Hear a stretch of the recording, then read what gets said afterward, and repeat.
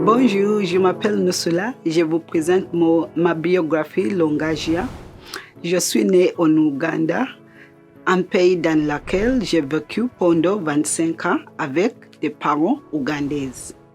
Venais d'un pays avec de très nombreuses tribus qui parlaient des langues différentes.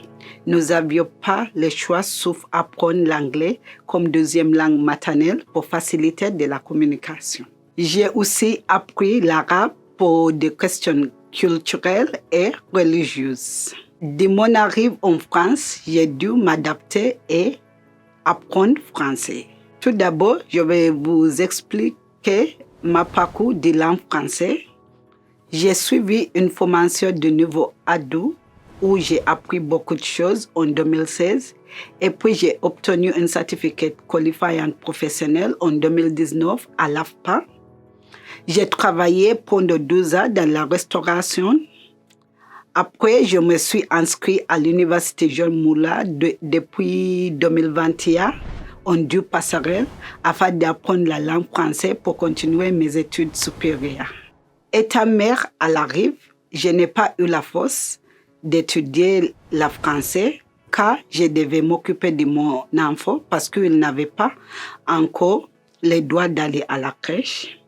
J'ai été obligée d'attendre jusqu'à ce qu'il ait 3 ans. Deuxième chose, la langue française a un vocabulaire complètement différent du mien qui gêne l'accent et la prononciation. C'est comme apprendre à marcher car on est déjà grand. Finalement, trouver une école n'est pas facile et c'est aussi coûteux. En ce qui me concerne, je vais vous donner les facilités de langue française. En France, où je vis actuellement, c'est les langues parlées par tout le monde qui me permettent d'apprendre facilement grâce aux autres. Ensuite, les Français sont accueillants et ne vous reprochent pas si vous faites des erreurs, mais vous corrigent.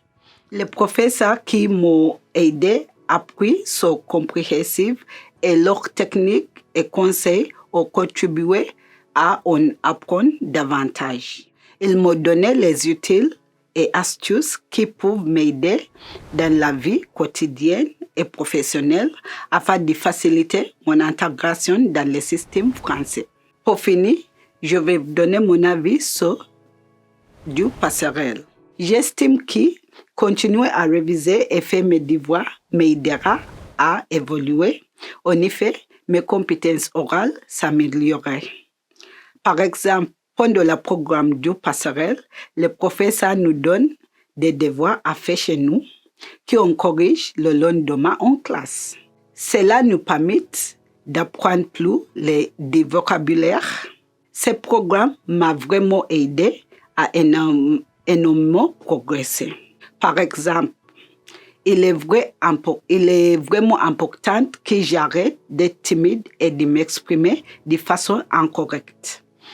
Pendant les cours de deux passerelles, j'ai pu faire des exposés dans lesquels j'ai parlé et présenté beaucoup de sujets au choix ou demandés par des professeurs. Ce mécanisme d'enseignement est utile puisque nous apprenons à nous présenter devant des autres, ce qui a accru ma confiance en moi. Depuis, je peux plus librement m'exprimer sans crainte. En outre, nous avons participé à différents programmes, activités et sorties pour nous aider à développer nos compétences et continuer nos études. Notamment, pendant des ateliers, après des formations, c'est en scène de formation, nous avons notamment étudié comment nous préparer à la vie professionnelle en France et les différentes manières de candidater pour faire nos études. En conclusion, même si le programme est difficile, je trouve que c'est une bonne opportunité car il permet un réel apprentissage du français, l'obtention d'un certificat reconnu par l'État et de bénéficier du conseil qui nous guide pour sa soirée, qui nous pousse pour suivre nos études à l'université.